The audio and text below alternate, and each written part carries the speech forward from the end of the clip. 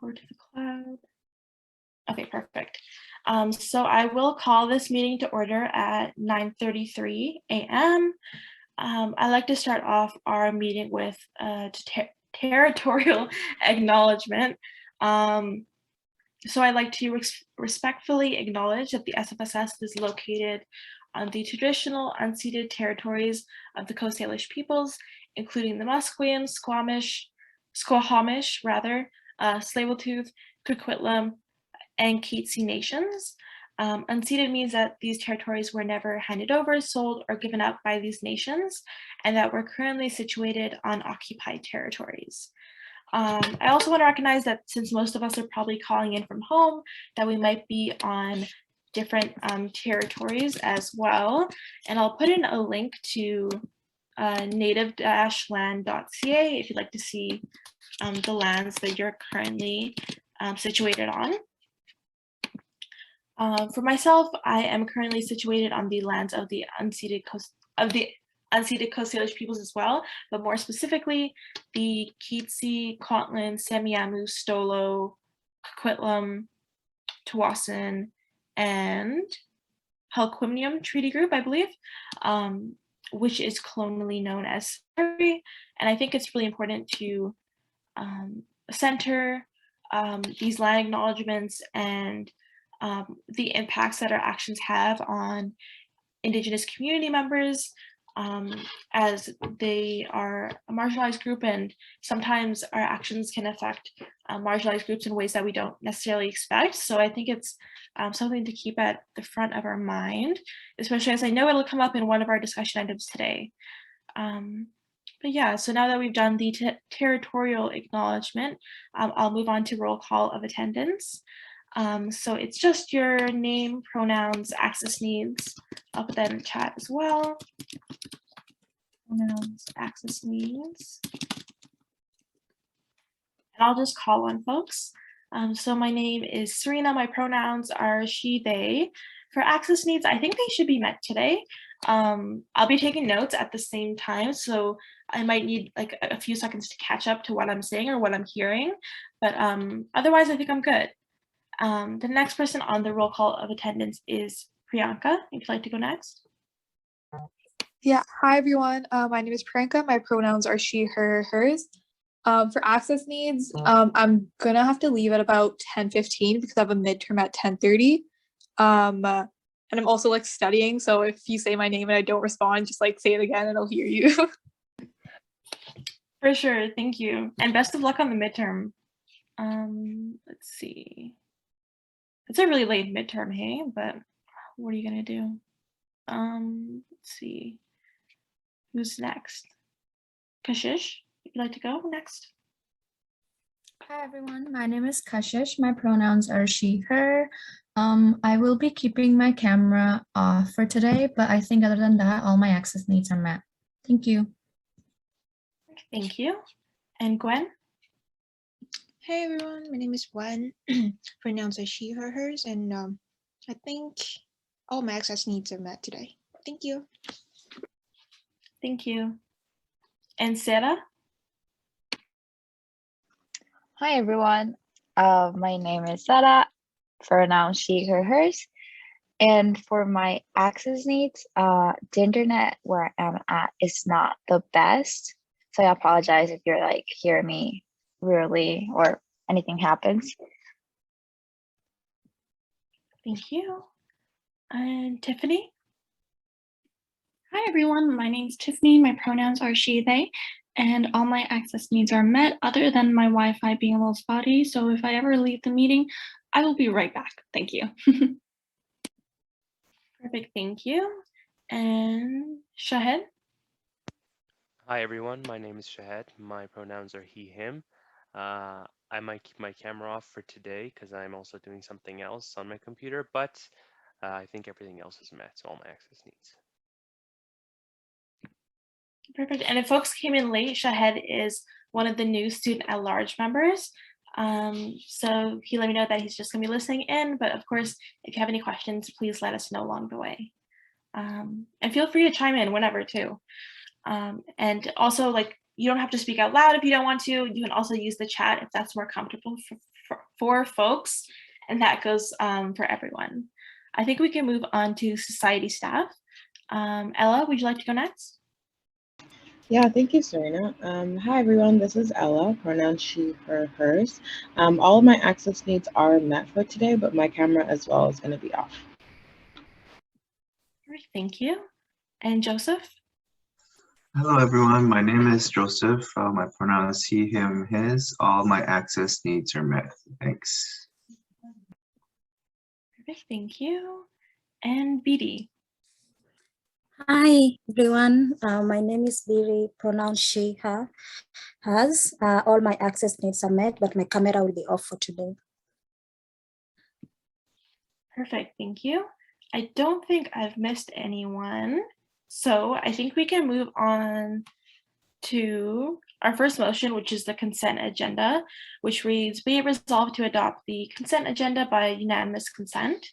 Let's see. I can move this motion. Could I get a seconder, please? Tiffany? Zara? I heard Tiffany first, so I'll give it to Tiffany as the seconder. So I honestly don't think the consent agenda includes anything today, but I mean, we can approve it still otherwise. So I'll call the question. All those in favor of approving the consent agenda seeking unanimous consent. Unanimous consent basically means that if you'd like to dissent, or basically vote against, or if you'd like to abstain, you have to raise your hand using the raise hand feature in Zoom. Otherwise, I'll assume that you're voting in favor. So seeking unanimous consent. Oh, I lost my train of thought now. I'll call the question seeking unanimous consent. If you'd like to abstain or dissent, please raise your hand. Okay, seeing none, the motion carries unanimously. The next motion is adoption of the agenda, which reads, be it resolved to adopt the agenda as presented. Is there, I guess I need a mover first. So would anyone like to move this motion? BPK moves. BPK moves. Would anyone like to second? Priyanka seconds. Priyanka seconds, thank you. Is there any discussion on this motion? Discussion for this item means if there's anything that you'd like to amend the agenda with, if you'd like to add anything like a discussion item or a motion, this is your time to do it.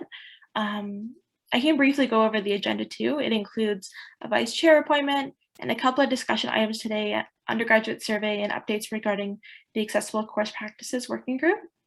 But if anyone would like to add anything, feel free to jump in or put it in the chat.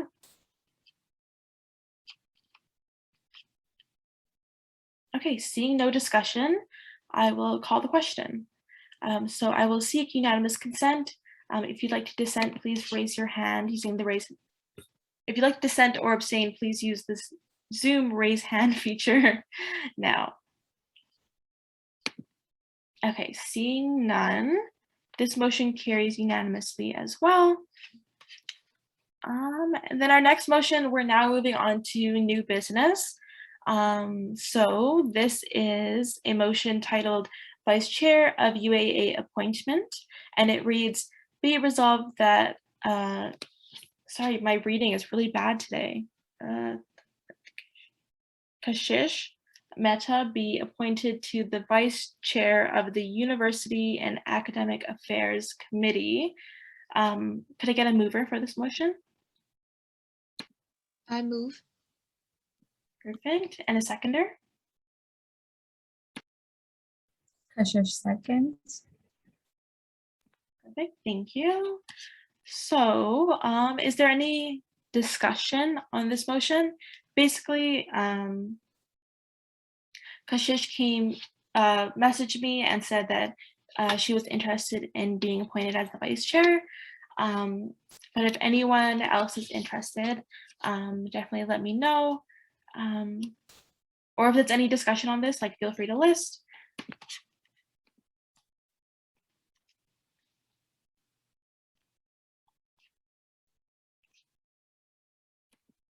Okay, cool. Seeing no discussion, I'll also mention that vice chair, basically the responsibilities are to chair the meeting when I'm not here.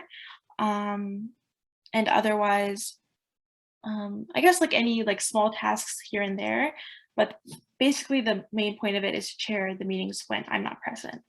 But I think we can call the question if there's no discussion. The question reads, be it resolved that Kashish Mehta be appointed to the vice chair of the University and Academic Affairs Committee. Seeking unanimous consent. If you dissent or abstain, please raise your hand using the Zoom raise hand feature. But if you're consenting, you can feel free to stay how you are.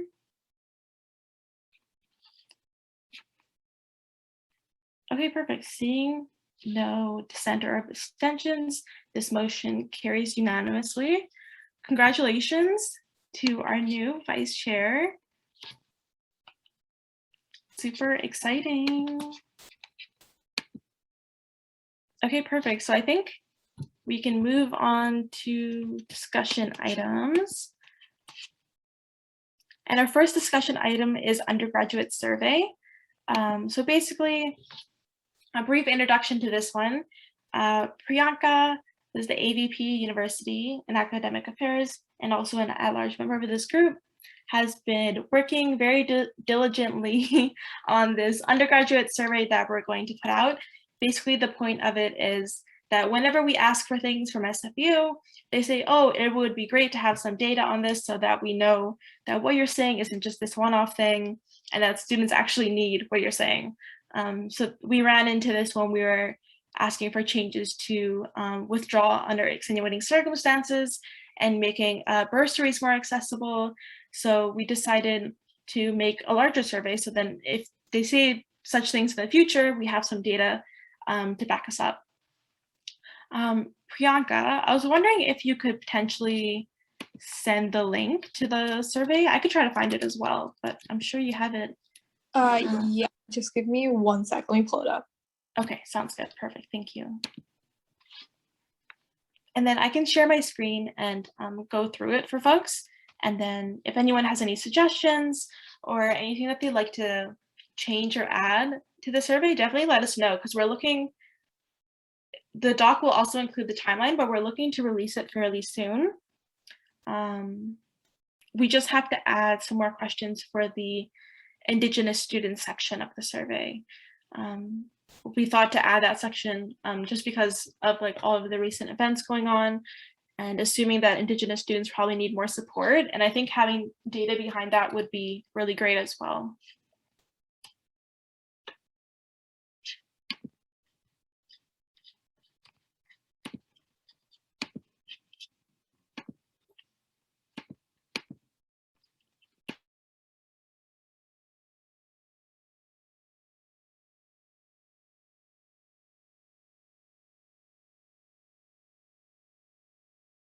Sorry, just give me a sec. I just opened it. My laptop's being slow. It's no worries.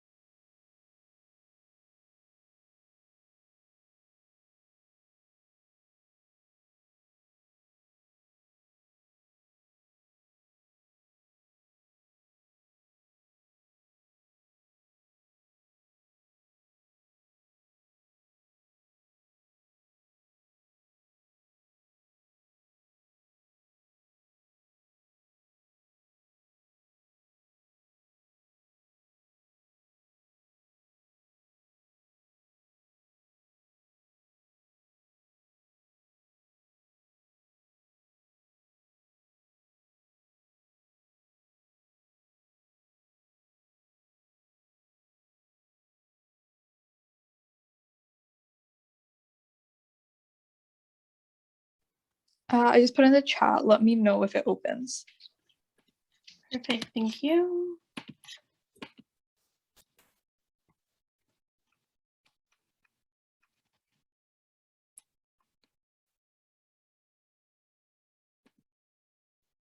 Okay, I will share my screen here in a second as well.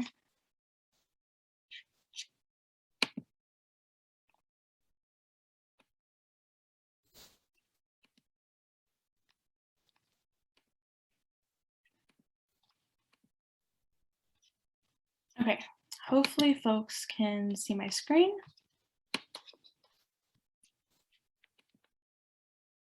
And if you have any comments or if you'd like to say anything, because I know sometimes the chat is hidden at the top of my screen when you share your screen, you can raise your hand and I'll see your video box be moved up, or you can unmute as well. But so basically our timeline, we are down. It has been pushed back a bit, but I believe that Priyanka has requested graphics from the communications department. We just have to proofread the final copy and put it into web work. We also have to see if we want to gather feedback from folks. Of course, you folks can give us feedback today, but we were wondering maybe we should bring it somewhere else to get feedback. But we're looking to release it, I mean, hopefully in the next couple of weeks, and then we can have it open for a month. And like I said, we just need, most of the questions are done. We just need that Indigenous students section to be completed. So it starts with health and counseling. So have you ever used the My SSP app?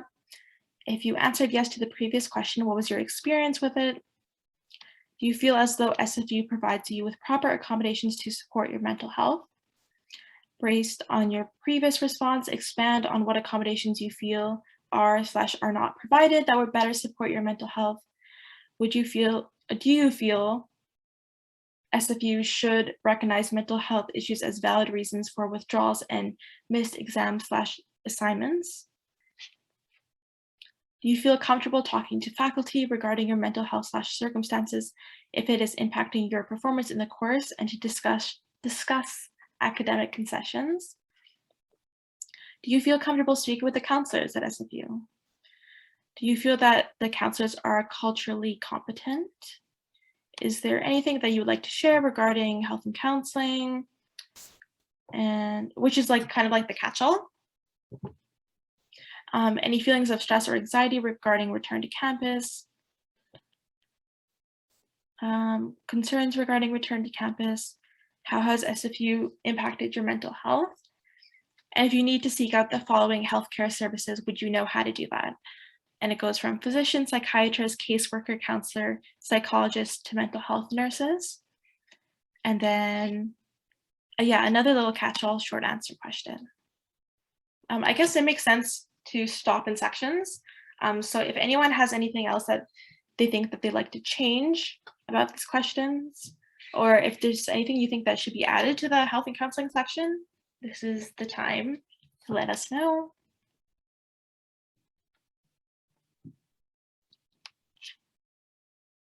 Okay, cool. I will move on to academic concessions and academic accommodations and concessions. I'm realizing with my inability to speak today, it's probably not the best that I'm reading this aloud, but bear with me. So it kind of gives a definition in case folks don't know what academic concessions and accommodations are. So do you know how to apply for them? Have you ever applied or requested academic concessions for any reason? If you, let's see, the chat. Priyanka says, I'll send the link to the survey out in an email later as well, in case anyone wants to look over it later. Thank you so much, Priyanka. Yeah, and definitely comment on the doc if you like anything changed or added as well. Let's see, if you have or have not registered for Cal, but may be eligible for accommodations, why have you chosen not to use the accommodations registered with Cal? This is like a really specific question, but basically some folks are registered with the Center for Accessible Learning and some folks aren't, but both folks may be eligible for accommodations and know that, but they still don't use it. So that's basically what that question is getting at. If you have previously applied for academic concessions, what was your experience? And were you able to receive the appropriate accommodations? Is there any feedback that you'd like to provide regarding academic concessions and accommodations? So that's like the catch-all.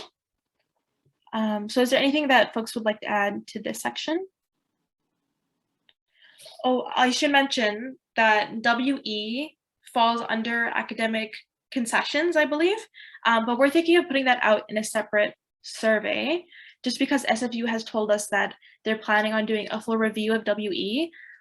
So we thought that we could really push that one out and really focus on it, since we know that they're looking to change a lot about WE in the future.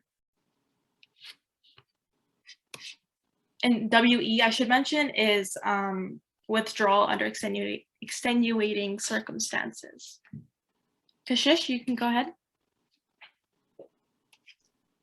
I just wanted to ask whether it would make sense if we add in a question that says, have you ever requested accommodations but not been given them?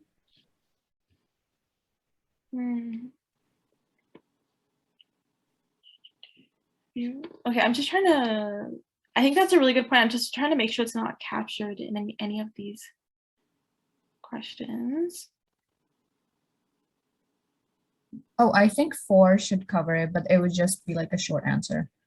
I'm just wondering, maybe, is there overall, maybe we could add like, what is your overall experience with applying for academic accommodations or concessions, so it's more clear, because I feel like in its current form it might not be. Does that cover what you're that you wanted to include? Yeah, I think so. Okay, perfect. Yeah, thank you. I think it's really, like, that's really important for sure. Okay, was there any other discussion on this section?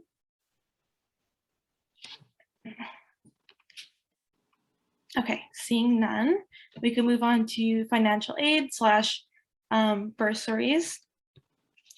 So have you ever not taken a course due to the cost of the course's required textbooks and materials? This also kind of pushes into OER, or open educational resources, as well. Then, do you know how to find and apply for financial aid, which includes bursaries, grants, scholarships?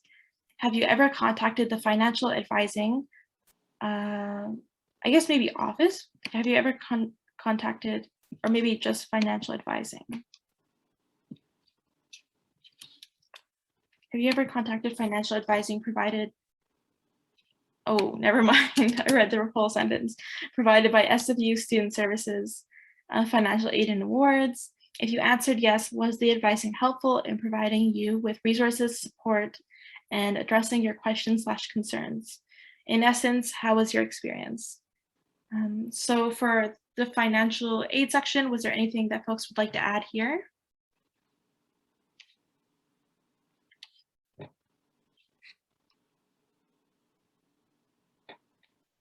Okay, if not, I can move on to, oh, there's one in the chat here. Priyanka, you can go ahead. Yeah, just to expand on this section, I know after financial aid, I put like bursary questions with a question mark. There's another survey that I was working on previously. It was about more accessible bursaries. So I can send that one out as well. I think we were just debating adding it depending on the full length of the survey, just because we don't want it to be too long. But if folks want to look at that as well, I can send it out in the email with this link. Great, thank you so much. Yeah, we were kind of debating whether to include it or not, just because we don't want it to be a super long survey, but we also don't want to be like bombarding students with surveys as well. So yeah, we'll definitely figure that out depending on how many questions we end up with. Okay, cool. I will move on to student life, which is basically general experience with courses. Do the current course offerings allow you to complete required courses for your degree in a timely manner? Are you generally able to enroll in courses required for your degree in a timely manner? My experiences within courses at SFU has been positive. And based on your previous response, is there anything that you'd like to mention regarding courses, feedback, personal experiences, positives, or any issues that you feel need to be addressed? Do you feel you are well informed of ongoing student events at SFU? What would you like to see in terms of student event/engagement going forward? And then lastly, as a catch-all, is there anything specific about your experience at SFU that you would like to expand on? So is there any discussion on the student life / like course experience section of the survey?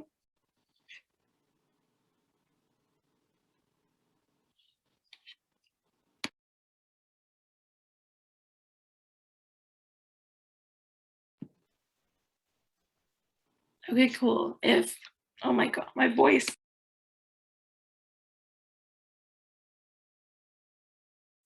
Sorry, my voice is like really going.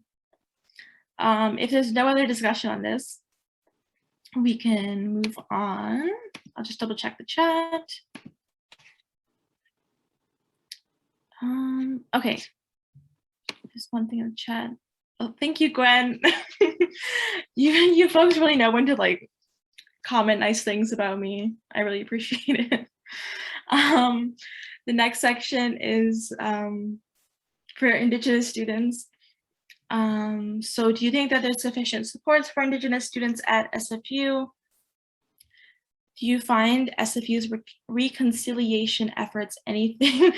We were talking about like, we have to make this one less leading, but that was like in our initial thought is like, how are we gonna ask what folks' ideas are on reconciliation as Indigenous students?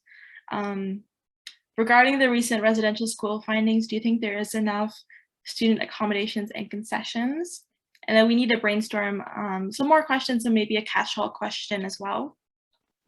But is there anything that folks would like to add to the section? I think this section especially, we're looking to add more questions. It's kind of just in the brainstorm section or phase rather. You know, I was thinking, I heard recently from SFU that they might consider providing tuition waivers to Indigenous students who are from the nations of which SFU is occupied.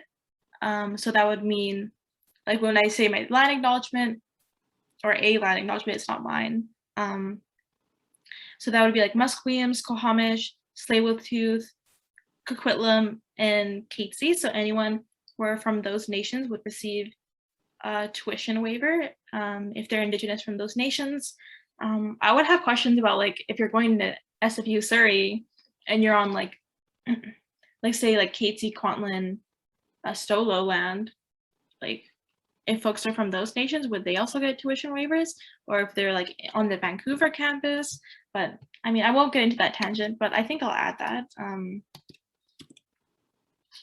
Maybe, do you believe that SFU provides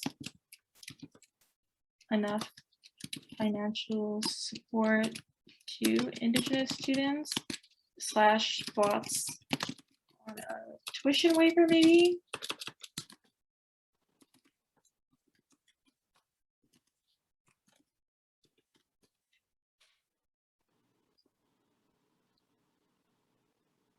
I need to follow up with the First Nations Student Association as well, so I'm gonna write that down because we should ask them as well if there's anything that they'd like to see reflected in these questions.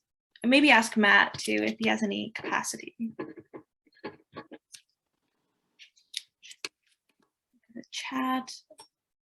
Kashish says, maybe add what services provided to Indigenous students does SFU need to improve on? Yeah, that's great. I'm gonna copy paste that.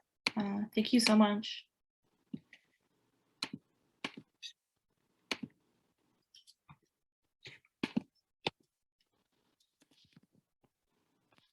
Maybe, I think there's also like an office, Indigenous students. If my phone will let me look it up. Indigenous.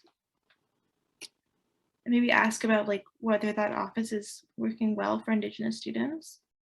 The Indigenous Student Center, rather.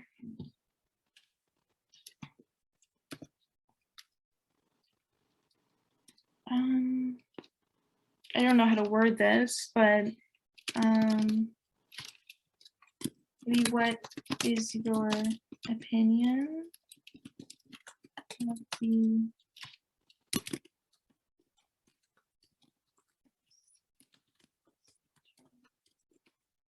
ISC? And then also maybe like if folks are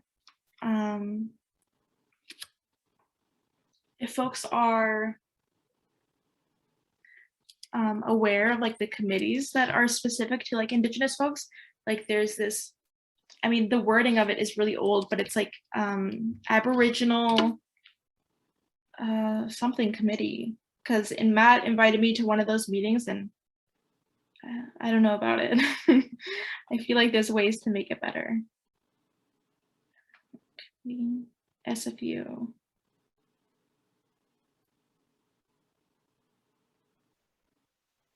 Aboriginal Steering Committee. Are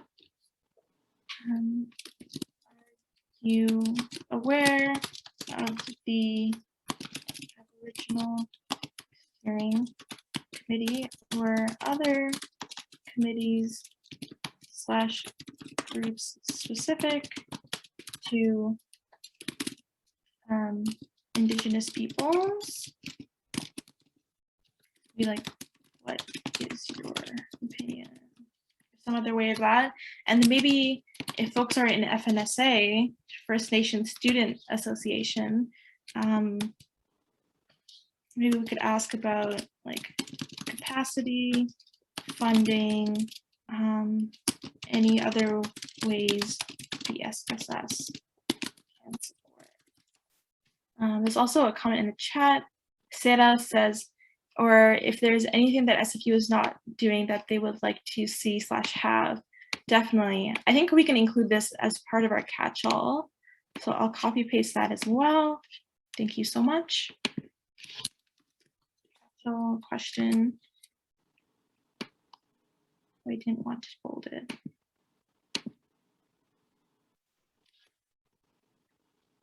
Okay, perfect.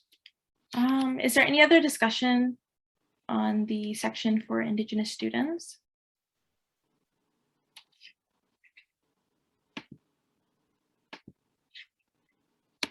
Okay, if not, I think we can move on. I'm trying to think if there's anything else that I would like to add, but I can't think of anything right now, at least.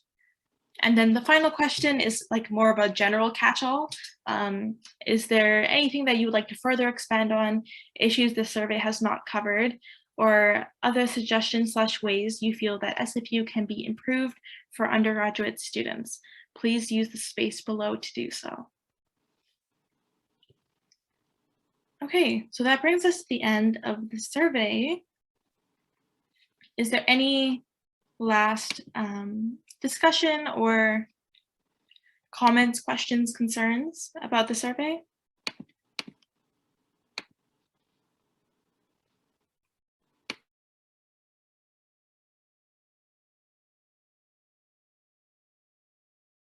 Okay, cool. If not, thank you so much, everyone, for your feedback. And we'll definitely keep you updated on when the survey will be going out and those kinds of things. I usually meet with Priyanka and Hannah, who are both my AVPs on a weekly basis. So we'll try to refine these questions and get it out as soon as possible. Okay, cool. I think our next discussion item is updates regarding accessible course practices working group. I had just assumed that there was probably some updates, and I'm glad I did, because I believe Kashish has some updates for us, but of course, like, no pressure, feel free to take your time. Can you guys hear me? It says my internet is unstable. I can hear you. Okay, sweet. So the Accessible Course Practices Working Group met for the first time yesterday. we worked on 2 emails, one to Cal and one to the Center of Educational Excellence, telling them what our concerns are and asking for any ways they can support us. I also finished a Google Form /survey for all of the DSUs to send to their department chairs so they can be distributed out to all the professors so we can get feedback from professors on whether they will be offering course recordings coming semesters and why or why not, and a few other questions. I will link everything in here so everyone can take a look at it and just give us feedback. Also, so far in the working group, it's just me, Gwen, and Shashank. And if anybody would like to join, feel free to let me know. It would be really nice to have more people in the working group. And I think that's the Google Doc. It should, if it doesn't work, let me know.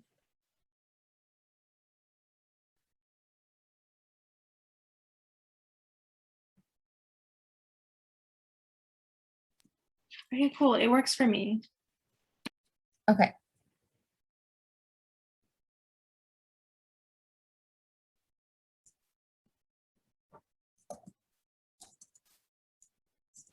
Priyanka's asking in the chat, There's when not- / how Sorry. often, oh, sorry. Go ahead, complete. Oh, sorry. Priyanka's asking when / how often does the working group meet? There's not a set time to it. We just met yesterday because we thought that it'd be, because everyone was available and it would have been nice to get everything out of the way before the weekend starts. So there's no set time.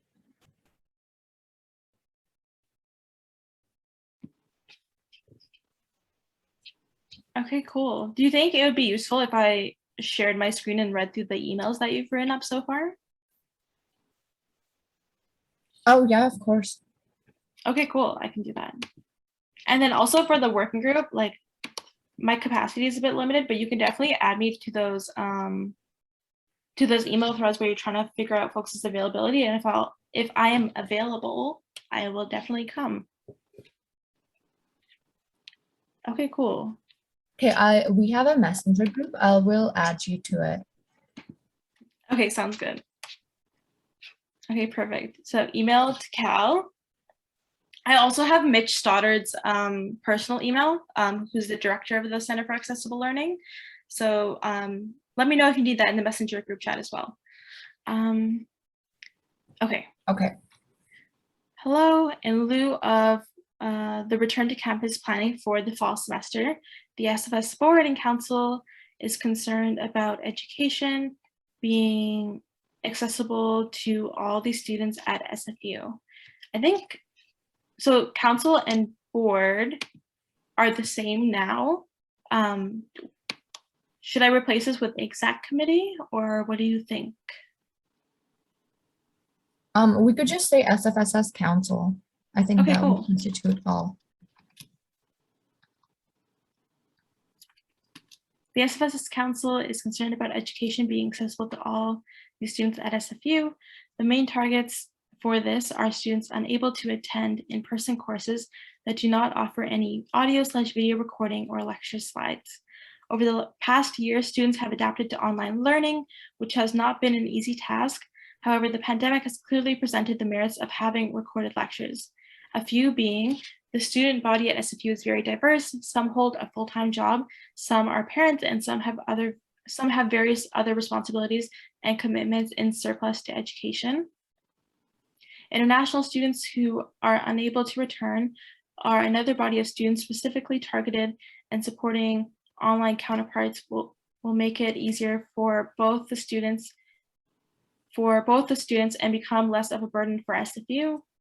Making lecture recordings a standard practice would allow students to keep up with their classes, even when they cannot physically be on campus due to unexpected/extenuating circumstances. Lecture recordings have genuinely enhanced learning for so many students, and we believe that it can also help promote accessibility in the coming terms. As the Center for Accessible Learning, we wanted to reach out to you and ask that you support this campaign in encouraging recording not only in the coming semester, but also in the future semesters. We would appreciate it if you could support our campaign by providing resources that professors might need to either record, lecture, audio, or video. One way Cal could help alleviate the added workload on the professors is to have personnel dedicated to recording lectures and help lecturers with other technical difficulties. If the Center for Accessible Learning has any other suggestions for addressing our concerns, please do let us know. Any comments or recommendations for this one?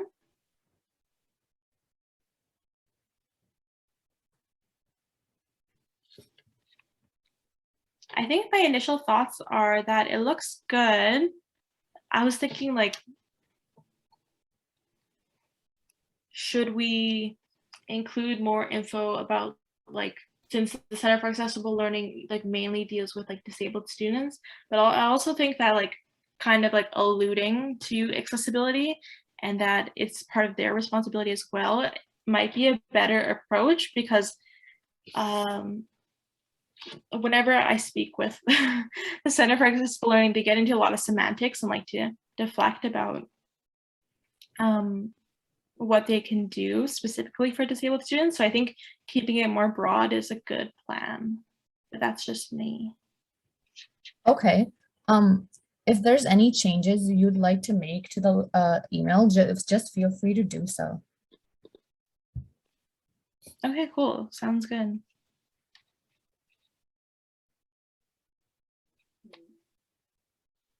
Oh, I also had a question.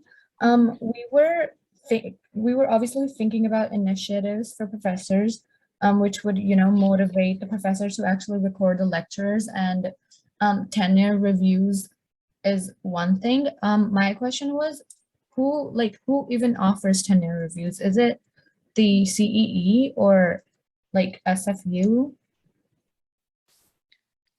That's a good question. I think who I would ask is maybe Sufa. I can send you that email address too. Let me just also remind me of these things in the messenger chat, but okay, it's the SFU Faculty Association, because they're the folks who brought up this recommendation to me when I met with them regarding Access for All. So I think they would know, but honestly, I'm not sure. Okay, I will reach out to them and ask. For now, I think we just put that in the email to CEE. Okay, cool. Sounds good. If we can move on to that one. Let's see. And I'll just skip over the parts that are similar, but we, the SFSS Council, acknowledge the excellent feat achieved by the Center for Educational Excellence in the switch from in-person to remote during the spring 2020 semester, and hence are contacting you with a couple of concerns we have in the switch back to in-person courses this fall. Our main concern is the lack of online audio/video recordings of lectures that will be apparent. Over the past year, students have adapted to online learning, and then these same paragraphs from the last one. Making lecture recordings a standard practice will allow students to keep up with their classes even when they cannot physically be on campus due to unexpected/extenuating circumstances. As the Center for Educational Excellence, we wanted to reach out to you and ask that you support this campaign in the coming semester and future semesters. We would appreciate it if you could support our campaign by providing resources and incentives such as tenure review for professors to promote the standardization of lecture recordings. One way CEE can help alleviate the added workload on the professors is to have personnel dedicated to recording lectures and help lecturers with other technical difficulties. If the CEE has any other suggestions for addressing our concerns, please do let us know. And there's also a message in the chat. Priyanka says, I'm going to head out now, folks. No comments on the letter from me right now, but I'll take a look at it later and leave any comments I have on the Google Doc. Thank you to everyone who's worked on the letter. Yeah, and thank you for your work, Priyanka, and best of luck on the midterm. I think she's already left, but the sentiment's the same. Any comments on This one? I personally think it looks good.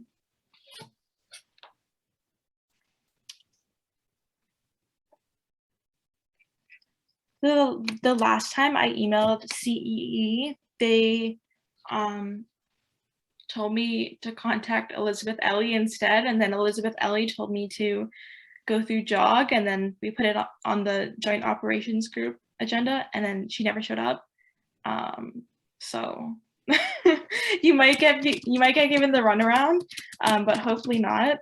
But this is the person I'm referring to that they might refer you to. I should have Elizabeth. I can look it up. I think it's public. Let me find it. Oh, and thank you, Tiffany, but it's actually Kashish and Shashank, and who else is on the working group? It's Gwen. And Gwen. Oh my god. Yes, but great job to all of you folks. Like, it looks great. Elizabeth Ellie, SFU.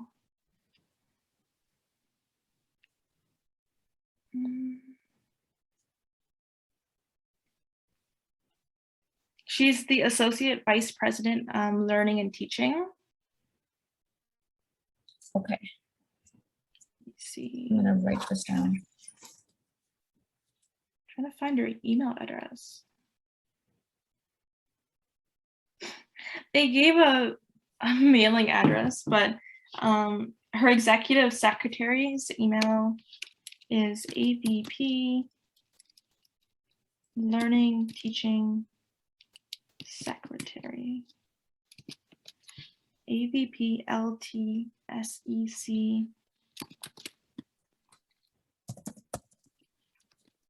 at SFU. AVP LTSEC. Okay, that should be right.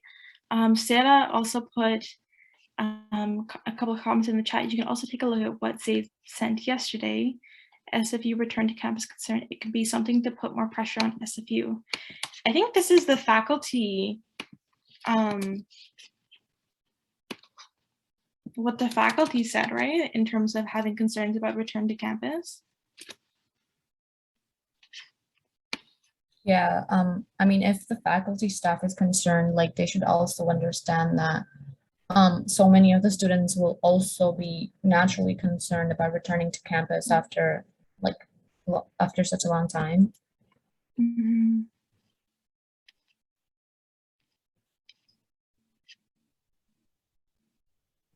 And, you know, someone sent me, because they posted it on Twitter, and one of my friends was like, oh, like, Serena's been working on this, so maybe we should work together on, like, sorry, my computer's awful, but they were like, maybe we should work together on, like, you know, like, advocating for these things. And they were like, yeah, of course, like, we need, like, pressure from all angles. So I can get into contact rather with that person over Twitter, and I can keep folks updated as well on that, because I think that would be cool if we release something like jointly.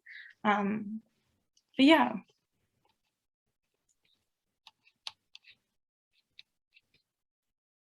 The next one's just the email to the DSU reps. You guys can check out the Google form. I contacted the science engagement coordinator with help for this, and I got it checked by him like a bunch of times, and he helped a lot with this as well. Okay, perfect. So over the past year, students have had to adapt to online learning.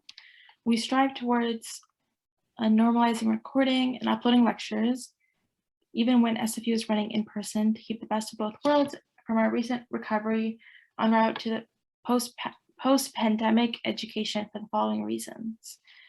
Students who are unable to attend lectures, student diverse community, and allow students to keep up, revise, and go back to whichever class they want to revisit.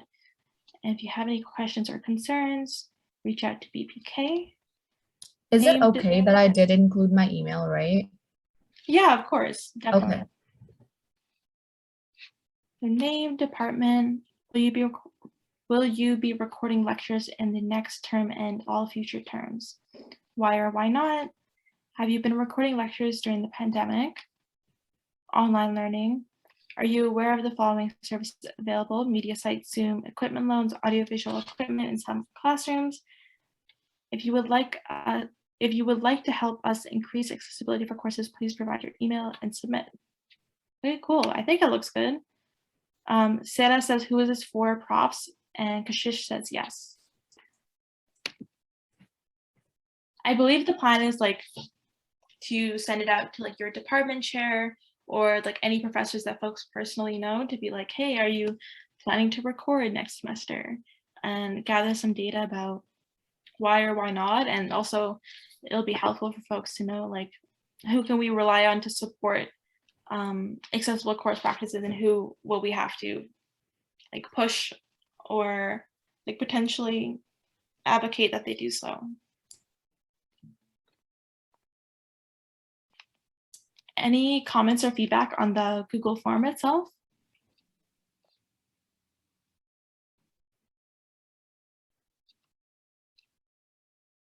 Okay, cool. I think it looks good. And then the email to DSU reps. Hello, counselors. As you are all aware, that the Accessible Course Practices campaign is underway, and that at one of our previous meetings, we had passed a motion to contact our department chairs to request them for information on the department's plans about providing lecture recordings to students to enhance accessibility and also promote learning as well. The next step of our campaign is to send the following Google form to your department chairs and request them to distribute it to professors. This will allow us to gain more intel on why some professors might be reluctant to record lectures and help us strategize on combating that reluctancy. Share or no garlic bread. I would like you all to send this Google form out as soon as you can. I appreciate all your support. Yeah, I think this looks good too. Is there any comments or feedback on this email? Just so everybody know, like I will not include the garlic bread part.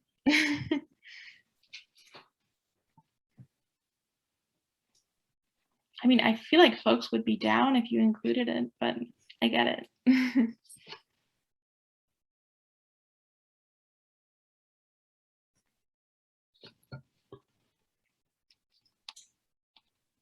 Okay, cool. And This then, is the survey that we wanted to build for students at SFU. I'll share something else with you guys. Of course, I can't find it now.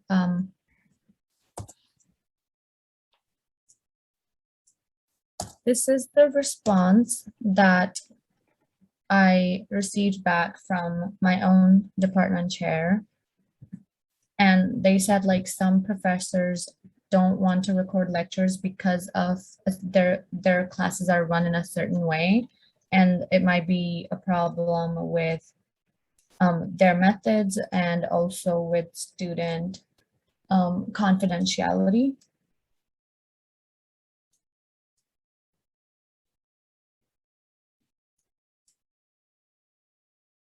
let me read this out loud. It might have cut off because it's a longer email, but it starts for me at a bit to provide some feedback. And then it says, SFU has recommended that lectures be recorded for the reasons you have stated. I have inquired with our instructors and can provide that following partial list that includes reasons for not recording where applicable. I teach using a problem-based learning approach where students are meant to create learning objectives from healthcare case studies. They work in small groups in order to generate discussions that lead to the development of clinical reasoning skills. Furthermore, students are directly involved in the learning process by bringing in the latest literature, which becomes part of the course material. Recording lectures would dismantle a problem-based learning approach. Furthermore, since there is a large degree of participation in small group learning, many students would wish not to be recorded. Please let me know if you have any further questions or any other questions, rather. And Kashish, was this the same response that you sent to me over Discord, or is this one different? This is the same response. I just like paraphrased it in Discord. This is cool. word to word what the department chair said. Okay. I can give you my initial thoughts on their response, but I think you probably know that I'm a bit biased on these things, but in terms of many students would not wish to be recorded, that can be easily disputed because if someone's registered with the Center for Accessible Learning, like that person, in that case, that professor literally has an obligation, and it doesn't matter if the other students wish not to be recorded. Like it's literally a legal obligation that be recorded. So if there's a situation where we're trying to do something, and obviously it doesn't have the same legal connotations in this case, but I feel like that's kind of like a way to deflect. It's like saying, oh, like students may not wish to be recorded, but in a lot of situations, students really don't have that choice. And I honestly don't think that concern is like actually present with a lot of students. I feel like it's something that just like professors say to kind of deflect and say like, oh, you should care about your fellow students. But I don't know. I've never really been in a sensitive class where someone's like, I don't want this to be recorded. But that's just my experience. And Yeah, then exactly. Sorry, go ahead. I didn't think that people would have an issue with confidentiality if they're getting recorded lectures. You know, they have Zoom, they get recorded on Zoom now, and everyone's been fine with it. Which is why we thought that it would be nice if we also did a survey for students so they could just tell us themselves if they're okay with it, and then whatever response we get, we could also, if like it's a positive response, if people say that, oh, they don't have an issue with being recorded, then obviously we could also show that to the professors, like they're saying they don't have any issues, so why are you assuming that? That's one of my key points for making the survey. And second, I also talked to another one of my friends who is in the French department. From what I've learned from her, her classes are run in a tutorial way. So they only have like a first few minutes of component where like everyone's sort of like it's a lecture, and then after they kind of break out into groups and whatnot, and they just kind of do their own thing. And it is, I understand that it is a little difficult to record, but then also some professors never post like complete lecture slides on Canvas, which is also a big deal. So if like we can get anything at all, that would just be nice. No, I definitely agree. And I think including it in the survey is a really smart idea, because then you can get actual feedback about whether students are actually concerned about confidentiality or not. Gwen, you did have your hand up. Did you want to mention anything? Yeah, I think Kashish covered most of the points I wanted to talk about. So we just want to do this survey just in case like the department is worried about students' confidentiality, and yeah, just to refute their point. And also I talked to the department, chemistry department chair, and for chemistry, confidentiality is not a huge issue. The issue is mainly because one, they don't have enough technical support, and secondly, it's because of professors they have different comfort level when it comes to recording. So yeah, a lot of them are not comfortable doing lecture recording because, you know, it's just not their thing. So, but generally the chair said that they would be more than willing to accommodate students as much as they can. And generally he thinks that most of them will record. It's just, yeah, those are some of the issues that they might encounter, and it would be great if we can help alleviate the pressure on those. Definitely. And it's great to hear that Chem at least is fairly open to it. Yeah, they say that they're not doing, like SFU is really pushing for a quick return to campus, and most of the chem department, they say that it's not that, like it doesn't seem feasible. So they're moving at a slower pace for sure. Yeah, because instructors are not entirely comfortable with coming back to campus too. So there's that. Because he said that SFU is facing a lot of pressure from the province and the government and also financial stuff. So that's why they're pushing it for a way quicker return than it should be. But the department, they want to take it slow. No, thank you for that, Gwen. That's a lot of great insight for sure. Oh, and just before I forgot, yeah, because I think doing surveys for students are great, because in like department meetings, we can bring those up. Because for chemistry, like professors don't really know what students are thinking. So they would really appreciate any input, any surveys and stuff, just so that they can make they just can be more accommodating, like accordingly. Yeah. No, definitely. Thank you. I think there was something else that I wanted to mention too. Oh, this notion that they mentioned recording lectures would dismantle a problem-based learning approach. I don't even know how to like respond to that, because I feel like that is so ridiculous. Like, I was in one of these kind of courses, I think it was summer of 2021, one of those like research on your own kind of courses where you're working with like a small group. Like I had like a partner, and we basically had to like design a course for biology or whatever with like gamification.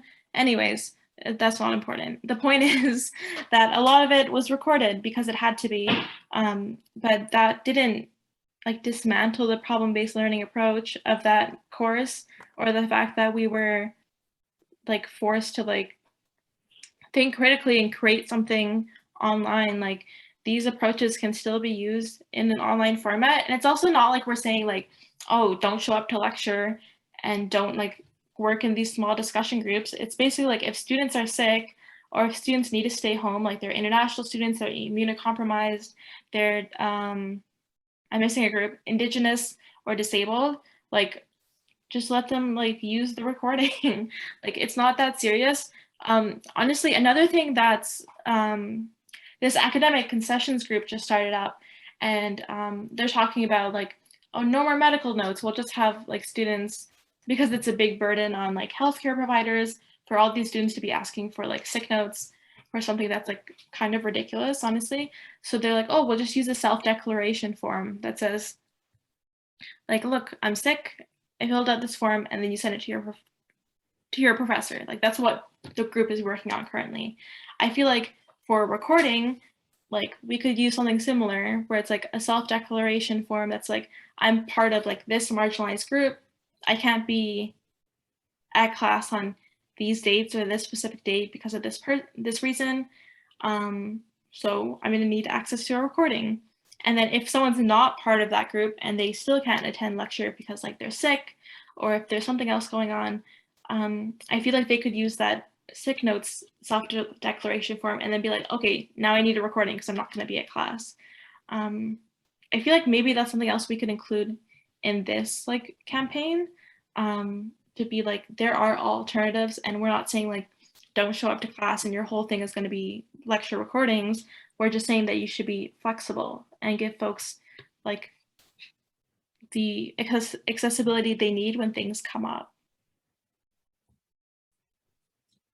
Yeah, we were thinking about drafting a form/letter of the campaign itself, so everybody knows what the campaign is about, what exactly what we're asking for, and so that there's no miscommunication between the staff, faculty staff, and us either, because they could be thinking like, oh, we're like trying to exploit them and like making them work super hard, but like we're just trying to, you know, help marginalized communities and just like make things a little more easier in the coming semesters. And like before, I've I've found that some criminology professors don't even provide their lecture slides because it's their confidential, it's like copyrighted and it's confidential for them, which kind of sucks because you have to be in class all the time if you want to, you know, learn the material. Otherwise, you're kind of screwed for the test if you don't know the material. Yeah, it's just really iffy about how everybody is like working different ways, and we have to like kind of formulate them in different ways.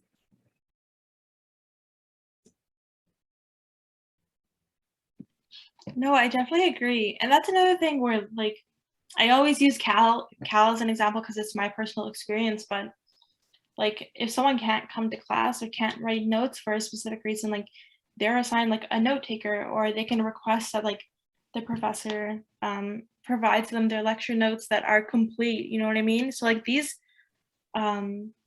mechanisms are like already in place, but it's just about like getting folks to like adhere to it and like actually see the value in being like, who cares if it's copyrighted? Like, I don't know. I understand like it's their work and that's like their life's work, and that's like what's most important to them, but it's also like creating unnecessary barriers for folks to not be able to get the full value out of the course that they paid for. Exactly. Yeah, it's insane how we pay almost the same tuition for like all courses, but then we get some people like Kevin Lam and then some other people. Kevin Lam will make you feel okay about paying like $3,000 a semester for I'm very some okay with science it. classes. Like I'm happy to like give him his my money. I love how like our UAA committee has just turned into like a Kevin Lam like fan club, like just stands for Kevin Lam. I'm a Kevin Lam stan. Okay, cool. Is there any further discussion on the Accessible Course Practices campaign, the emails, survey questions, anything like that? I just wanted to ask all of you, what do you think are the next steps for us? Because what I was thinking is like what we have to do is like wait for all the responses to come to us. And then we also have to give out the survey for the students. We'll be posting those in the Facebook groups, but because I think a lot of people see it there.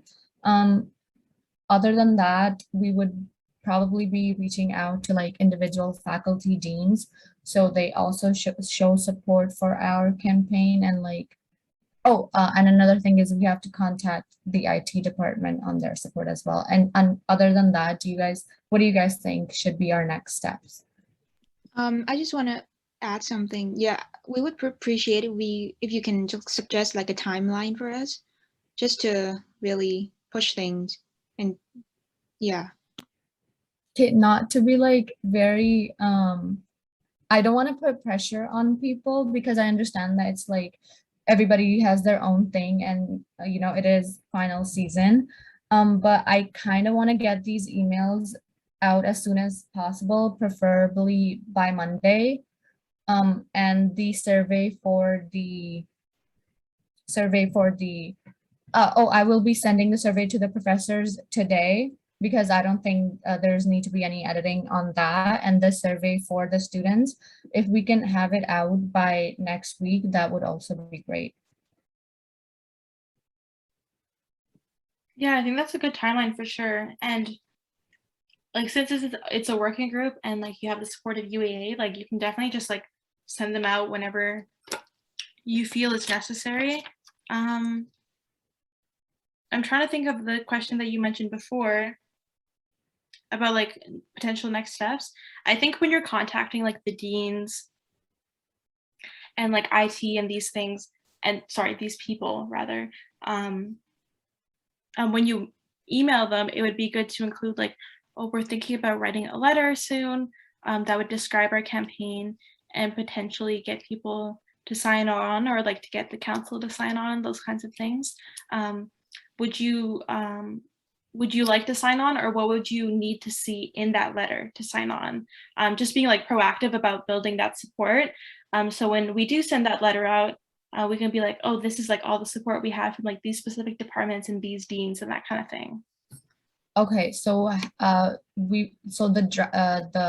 letter that we will be drafting for our campaign, have them sign that. Okay, that sounds like a good idea. Yeah, just because it can be more persuasive, I think. And then also like sometimes when you ask folks like, oh, what's your feedback on this? Like, we'd love to have your support. They'll be more likely to be like, oh, like they actually want our feedback on this item, and they'll be more likely to support it even if they were kind of hesitant before. Like that's something that we experienced with the faculty association. We were like, oh, you know, we want like hybrid learning, but we know that that's something that you're not really interested in. Like, what would you need to support this? And they said, you know, if you don't include the words hybrid and you say like alternative learning methods, we'll support it. And so then it also gives you like those insights as well as like how to gain more support. Okay, I will have that letter drafted hopefully also by next week, because I'll be done my finals by today. I will share everything in our Discord channel so everybody has access to it. And if you guys need to edit anything, feel free to like add your comments, suggestions, and anything you want. So there's more feedback and like I'm making sense. No, definitely, that would be great. Yeah, and I think including in the Discord is great because that's way more accessible. I was gonna say something else too. Oh, did you want to bring this to council? Because the deadline for agenda items for council is today at noon. The letter? Yeah, the letter, or maybe like I could include an update from UAA, like if you want, like a report from like, or maybe include it in my executive report as be like, oh, here's what's happening with course materials, or not course materials, rather, accessible course practices working group, and here's how folks can support. Like I can include that in my report back, or what do you think? I think if we put that in as a motion, then people are like more likely to sign on it or support it or whatever. What are we thinking with that letter? Like I'm like, why? Hold on. Let me form my thoughts. My question is, the letter, we form the letter and then we bring it to council for what? We could get council to sign on to it if you'd like.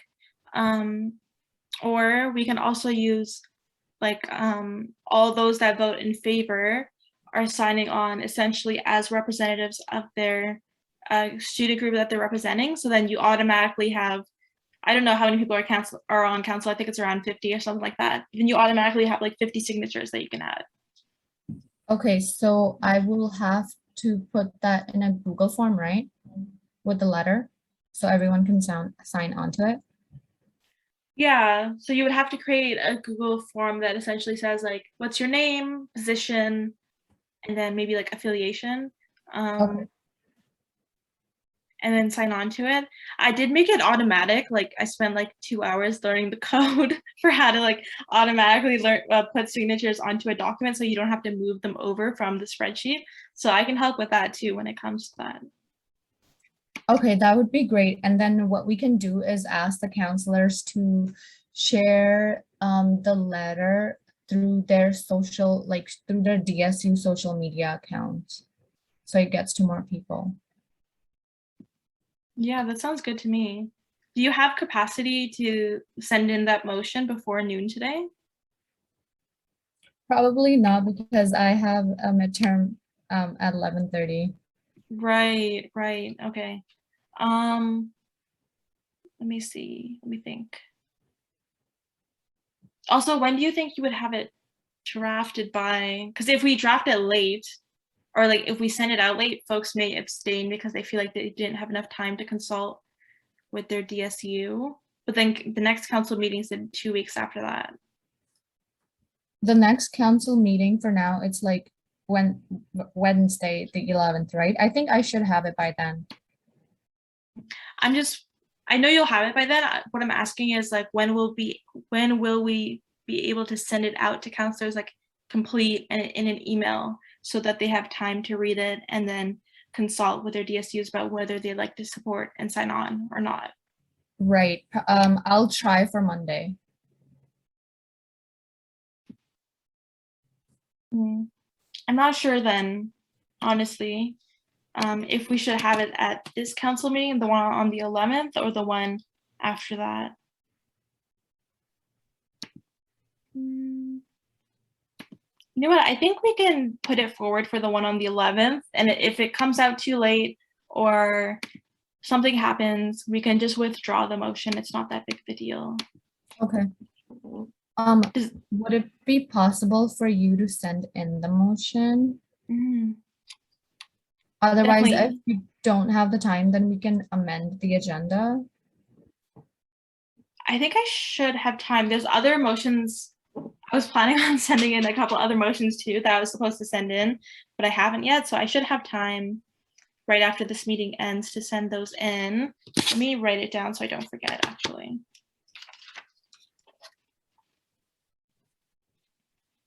Council agenda items. I just want to make sure that I'm capturing everything. So just brainstorming. Whereas the Accessible Course Practices Working Group has drafted a letter. Whereas actually before that, I would say whereas the Accessible Course Practices Working Group was established on this date, whereas the Accessible Course Practices Working Group has drafted a letter regarding this, and then be it resolved that the SFSS Council and any counselors, be it resolved that the SFSS Council signs on to the drafted letter. Be it further resolved that any counselor that votes in favor of this motion also signs on to the letter as individuals and as representatives of their DSU or student group, whatever. Be it further resolved that folks or DSU counselors share this letter to their specific departments, and then be it further resolved that counselors share the letter on their social media and to their members. Is there anything I'm missing in that? I think you got everything. Okay, cool.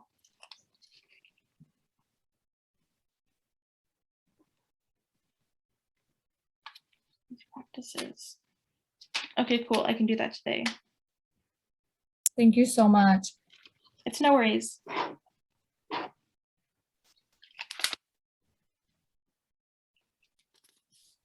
Okay, perfect. Is there any other discussion on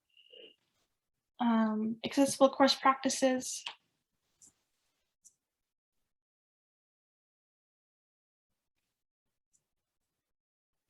Okay, cool. Seeing none, I think we can move on from that discussion item rather.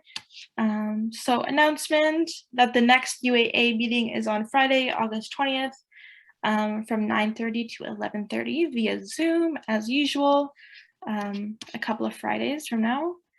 And I think we can move to adjournment. So which reads, be it resolved to adjourn the meeting at 10:51. Could I get a mover, please? Kashish moves. Kashish moves, thank you. Could I get a seconder? 1 second. Gwen seconds, thank you. So all those in favor seeking unanimous consent, if you dissent or abstain, please raise your hand using the Zoom raise hand feature. Okay, seeing none, our meeting is adjourned. Thank you so much everyone for coming. I'll put the links to the docs in the Discord, and I'll send in that council motion. But I hope you folks enjoy the rest of your day and happy Friday. It's almost the weekend. But I'll see you folks later. See you. Hello, everyone. Bye. Oh, Serena, go drink something warm for your throat. Yes, definitely. Bye. Bye.